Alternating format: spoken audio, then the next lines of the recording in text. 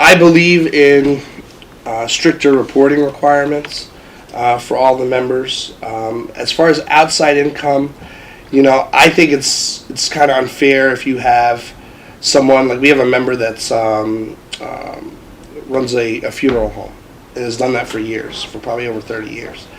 But he would have to actually shut down his business with some of the rules changes that they want to make as far as the outside income requirements. He would have to shut down his business in 30 years to be an assemblyman. That's not really fair, I don't think. So as far as the outside income, I don't have a problem with someone making outside income, but they have to report, any conflicts. They have to excuse themselves from any votes that there would be a conflict on, stricter reporting ethics requirements that way. I think that's huge. I think you need to do that. But as far as outside income, I don't think, I wouldn't be in favor of completely banning it.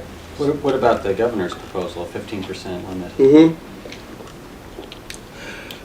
I'm skeptical on that, only because the 15%, it comes to about an extra $12,000 a year for a legislator to make. Some of our legislators, like, they have rental properties. Like, one legislator has a rental property.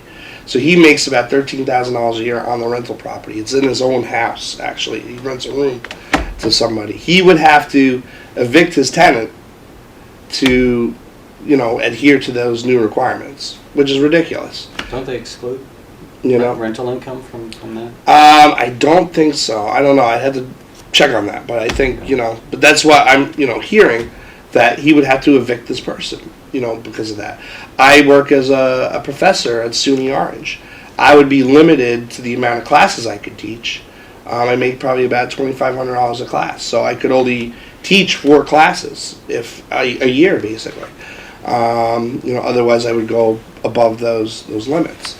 So, again, as far as the outside income, I don't think, as long as you have the reporting requirements and as long as you abstain from the vote, if there's any kind of conflict, I think that's a good thing. What additional reporting requirements should there be? Every year you fill out a financial disclosure form. Is there some additional questions that should be asked on them? Is there how would you improve that process for greater disclosure? Yeah, just full disclosure about, as far as, if you have any stocks in any company or you have an interest in any company, you own certain businesses or rental properties or whatever the deal is. That way it's on record. You're an open book pretty much on everything about you. You have to report it every year. If there are any changes, you have to make amendments. And that way, maybe a section that says, if anything comes up on this particular subject, I'll probably have to abstain from the vote, that kind of thing, and put it out there.